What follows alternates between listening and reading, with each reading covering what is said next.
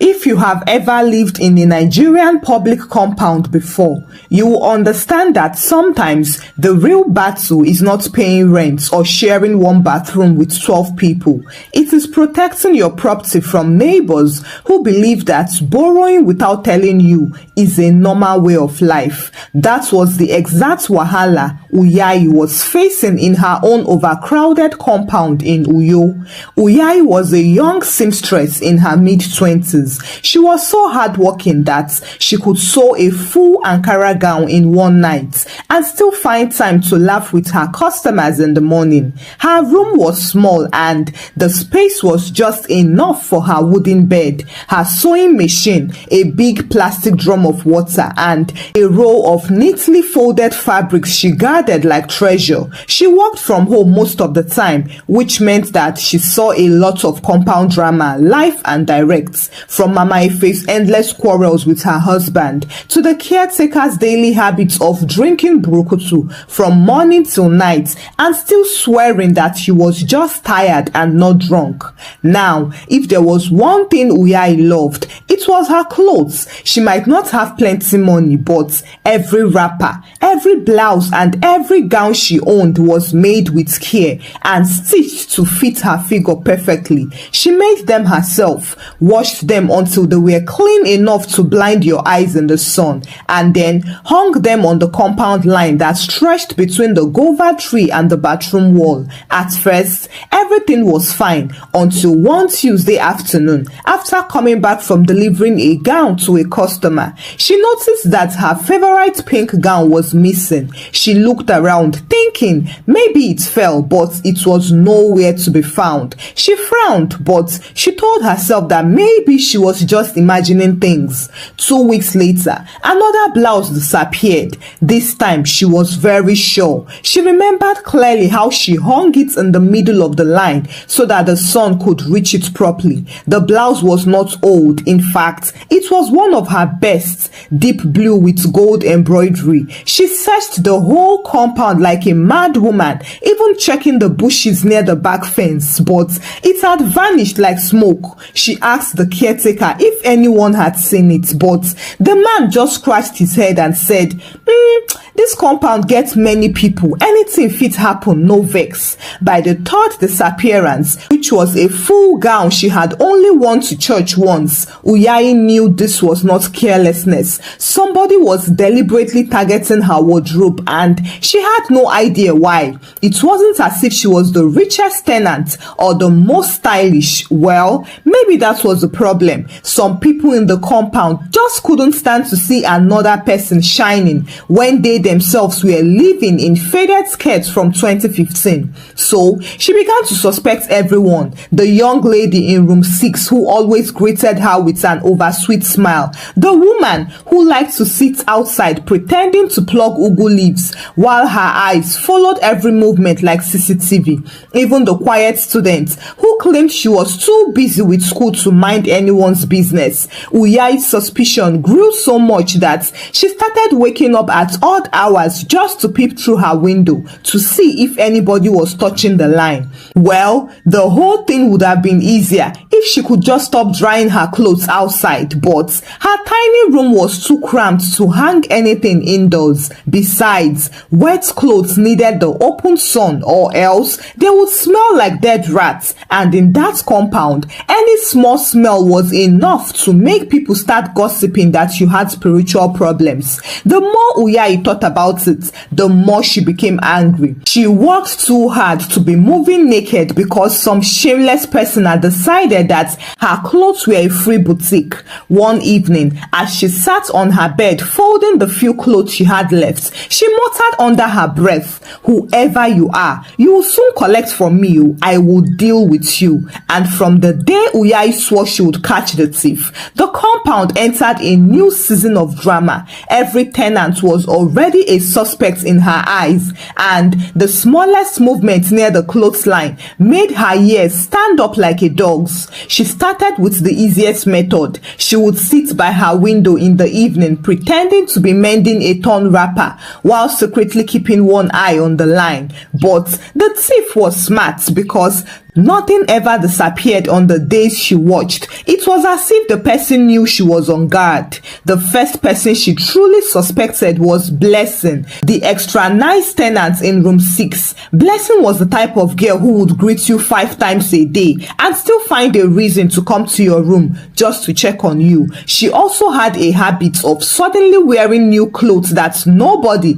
could ever remember seeing in her possession before. Uyai noticed one Sunday that Blessing's head tie looked suspiciously like the fabric she had once sewn as a blouse. But when she tried to look closely and asked about it, Blessing quickly removed it and said, sister, this one, my auntie sent it from the village. Then there was Mama Ibinabo, the compound's unofficial CCTV camera. She would sit on a plastic chair in front of her room from morning till night with a bunch of ugu leaves, cutting them into small pieces that never seemed to finish. She had sharp eyes. She could tell you who came to the gate at 2 a.m., who received a package, and even who sneezed twice in the bathroom. Yet, strangely, whenever Uyai asked if she had seen anyone take clothes from the line, Mama Ibinabo would just sigh and say, I didn't see anything, no. You know, people's hearts are dark these days. One Tuesday afternoon, Uyai decided to set a trap.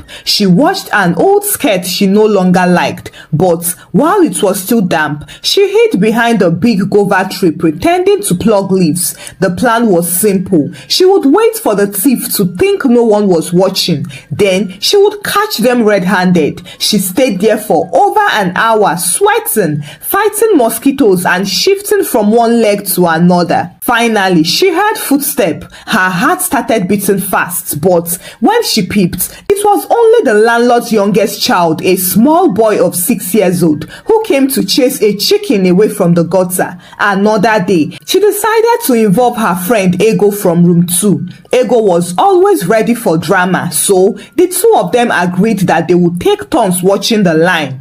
Ego's shift was in the afternoon, while Uyai went to deliver a customer's dress. Unfortunately, when Uyai returned, Ego was dozing in a plastic chair near the mango tree with flies circling her head. She woke up and said, nothing happened though, except that one breeze just blew your towel down, but I put it back. Uyai shook her head in frustration. Clearly, Ego was not meant for undercover work. Of course, the gossip began to spread. Tenants started whispering whenever she passed. Some pretended to pity her, while others acted as if she was exaggerating. The caretaker even laughed and told her, if na me, I go just buy padlock for my wrapper. That joke almost made her pour him a full basin of soapy water. But the real insult came one Saturday morning when Uyai went to the market and returned to find that 2 of her freshly washed gowns were missing from the line. That day, she didn't cry or shout. She just stood in the middle of the compound with her hands on her waist, scanning each face like a soldier. She knew the thief was right there, probably pretending to be busy sweeping or carrying water, and she swore to herself that the next time she washed, it wouldn't be ordinary clothes hanging on that line. The morning after the double theft, Uyai sat in her room staring at the half-empty basket where her wrappers used to be. She didn't even bother to cook breakfast. Instead, she boiled hot water, made a strong cup of Lipton, and sat cross-legged on her bed, sipping slowly like a detective in deep thoughts. She had tried watching the line, she had tried enlisting friends, and she had even prayed, but the thief was always 2 steps ahead. That was when the idea hit her like a mosquito buzzing straight into her ear.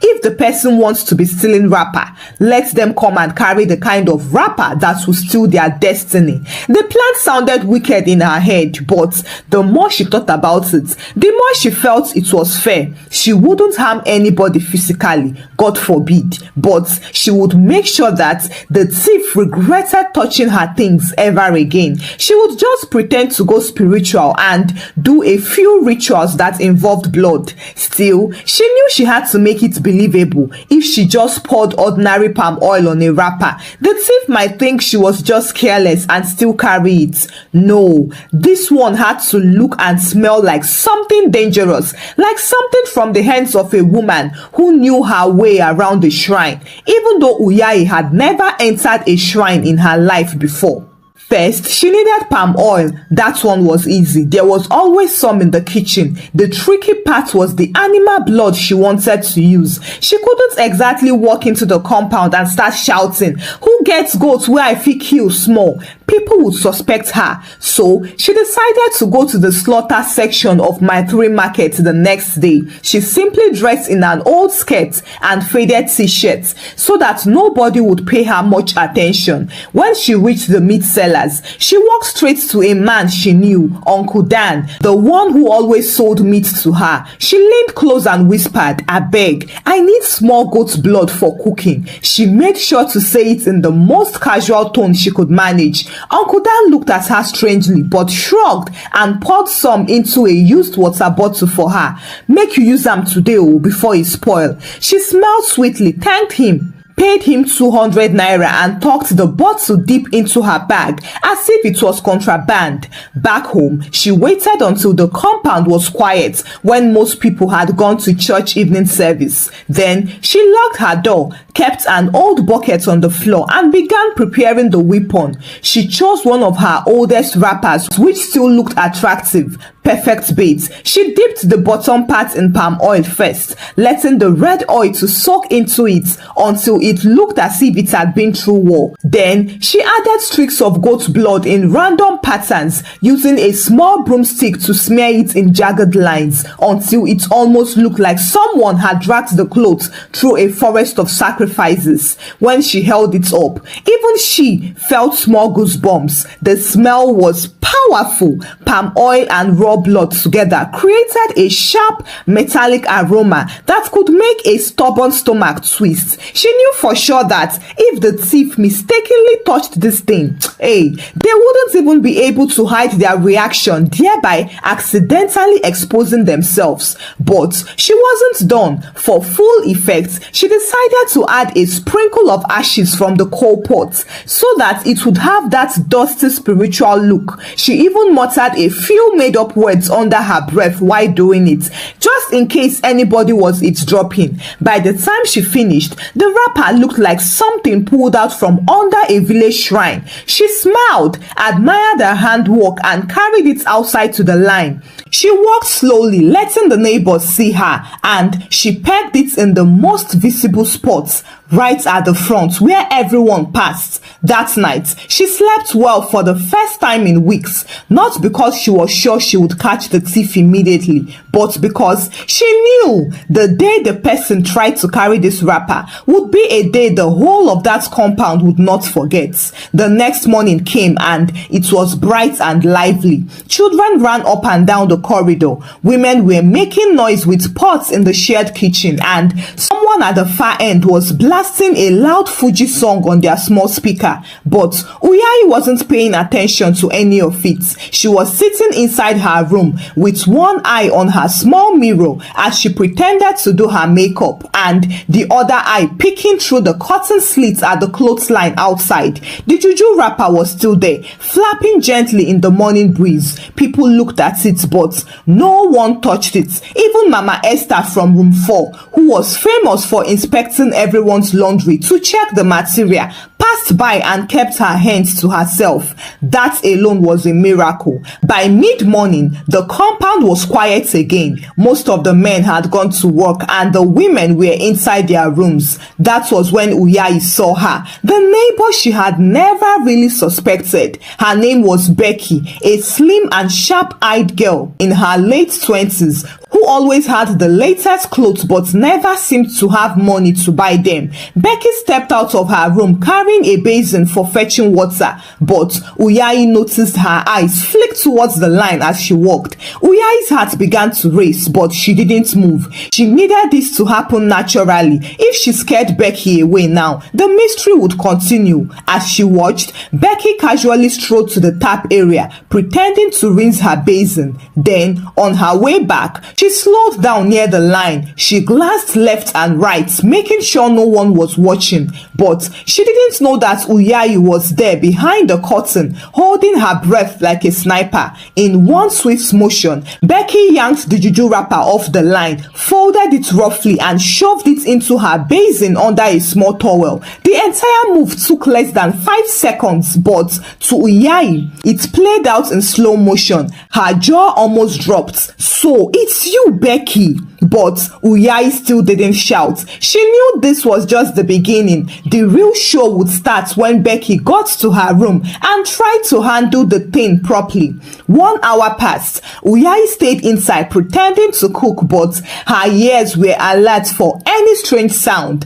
Just then, a sudden high-pitched scream came from Becky's room, followed by loud banging and the sound of something crashing. People began running towards her door, shouting, "Wetin happen?" Uyayi stepped out slowly and kept her face neutral, as if she was just as confused as everyone else. When she reached Becky's door, she saw her sitting on the floor, breathing hard, with her hands trembling. Her basin was overturned, and right there, in the middle of her room, lay the juju wrapper, still wet, still smelling like goat sacrifice, and covered with a fresh streak of palm oil.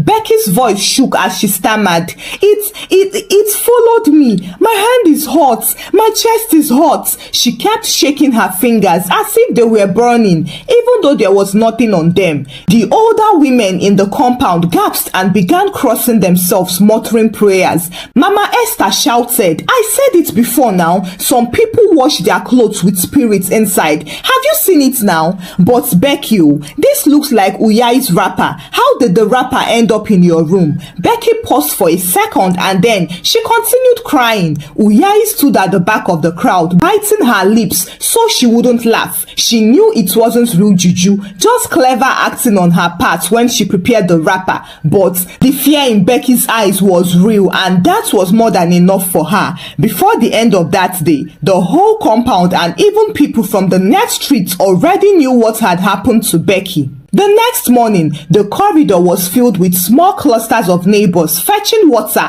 washing plates, and sweeping sand that wasn't there, all just so that they could be around when Becky stepped outside. Becky, however, didn't show face. She stayed locked inside her room, embarrassed, and occasionally coughing loudly as if she had caught some mysterious wrapper-induced illness. Mama Esther, who had seen the whole thing yesterday, acted like the official news broadcaster. She was telling anyone who would listen, "I told you people now, this life is not ordinary. Some wrappers are not just clothes. They are spiritual armor. If you touch them, your life will scatter." She even shook her head slowly as if she was remembering a personal tragedy involving wrappers. However, the real drama began when the landlord, Mr. Okon, came to the compound around noon. He had heard the story from his wife and he wasn't happy that spiritual warfare had entered his property. He gathered everyone in the corridor like a headmaster calling for assembly. "Everybody sit down," he ordered. "We cannot have people bringing juju into my compound. This is a respectable environment. Children are here. Families are also here. If you people want to do shrine meeting, please go and do it somewhere else." Uyayi sat on her stool at the far end and pretended to be deeply hurt. "Sir, with all due respect, I am the one being victimized here. For months, my clothes have been missing, but I didn't talk because I didn't want to spoil peace. Yesterday, I finally washed my late grandmother's traditional wrapper that she used to tie baby on her back during midnight prayer vigil, and before I could bring it in, it disappeared again. Now, look at where it ended." At the mention of late grandmother and midnight vigil, half the compound gasped and started murmuring. Becky's eyes widened. "So you mean Yes, Uyai said, that wrapper is not ordinary cloth. My grandmother prayed and fasted on it for 7 days. Anyone with a wicked heart who touches it, well, only God knows what will happen to them. By this time, even the landlord shifted uncomfortably. The women began nodding like church members during a fiery sermon. Someone from the crowd even muttered, "No wonder Becky nearly collapsed yesterday." Becky tried to defend herself. I only, she stammered, but before she could finish, Mama Esther jumped in with, so you admit you took it? And the crowd erupted like someone had fired a gun. "Becky, you self," one man shouted. "If you like wrapper that much, go to the market and buy your own now. Stop rubbing clothesline like area boy." The laughter that followed was loud and shameless. Some of the younger girls even started chanting, "Becky the rapper thief, Becky the rapper thief," like a nursery rhyme. The landlord, who was struggling to hide his own laughter, finally cleared his throat and said, "From today, anybody caught stealing clothes will be fined 5,000 naira, and that person will wash the whole compound for 1 week. Becky, consider yourself warned." Becky's face was red and her lips were pressed so tightly together that it looked as if she was holding back tears or insults. She stood up, hissed loudly, and slammed her door so hard that one of the neighbors, a lanky man, almost fell from his stool. Well, for Uyai, it was a sweet moment. She sat there pretending to be humble, but inside her chest, a victory drum was playing. Not only had her clothesline thief been caught, but the girl's reputation had been roasted in public like suya meat. Becky stayed indoors for 3 days straight after the wrapper incident. People said she was sick. Some said she was fasting to cleanse herself, while others swore they heard her crying at night. But on the 4th day, she came out looking different. Her hair was freshly braided. She wore a spotless white t-shirt and she was holding a brand new bucket with shiny pegs in her hand. She walked slowly to the corridor and smiled politely at neighbors as if she was a reformed choir member. Everyone watched her like a Nollywood audience waiting for the next plot twist. "Good afternoon, my people," Becky said sweetly and set her bucket down. "I know there has been, well, a little misunderstanding in this compound. People think I am a thief, but I am not, and I have decided to prove my innocence." The women leaned forward. Mama Esther narrowed her eyes, ready for the action. Becky pointed at her clothesline. "From today, I will be hanging my clothes outside day and night. And if anything disappears, then all of you will know I was never the problem. There is someone else." Uyai, who was mopping her doorstep, couldn't resist laughing. "Becky, are you sure? Anyone can be tempted though." "I am very sure," Becky replied confidently, as if she was holding a surprise card. "In fact, to show I am serious, I will start by washing my best skirt, the one I bought for Christmas last year, and hang it right now." Within 30 minutes, Becky had her skirt hanging proudly on the line, swaying in the breeze like a political flag. The compound people kept passing and pretending not to stare, but truly, every single person was monitoring the skirt's safety. Hours passed, and the skirt remained untouched. Becky's smile grew wider. She started singing gospel songs loudly, making sure Uyai could hear her. It was clear she had now realized that the cause of the rapper story was a lie, and she was about to prove it.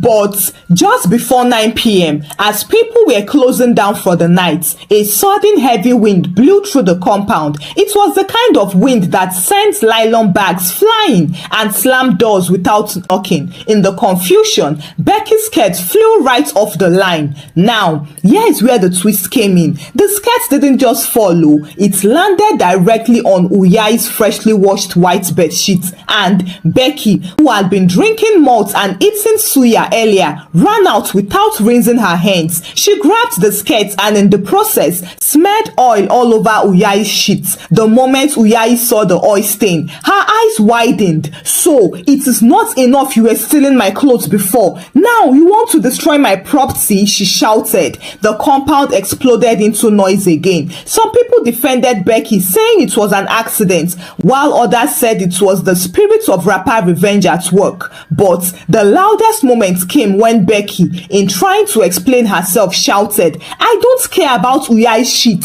I just wanted to prove that someone would steal my skirt," and then pushed the blame to that person. Before she could finish, a voice from the back, the landlord's wife, asked, "But Becky, where did you even get that skirt? I can swear I saw Uyai wearing the same thing last year." The compound went silent for 3 seconds. Then everybody turned and looked at Uyai, who folded her arms slowly and said, "Exactly, that was my Christmas skirt 2 years ago." The neighbors shouted, "Ah," and Becky's face changed color like traffic lights. By the next morning, it was official. Becky's Innocence Project had failed spectacularly. Not only had she not cleared her name, she had now confirmed in public that at least one item in her wardrobe had previously belonged to Uyai. Life after the Christmas skirt exposure was not easy for Becky. Every time she stepped outside, she could feel ice burning into her back. Even when she bent down to fetch water from the tap, someone would whisper, "Check your bucket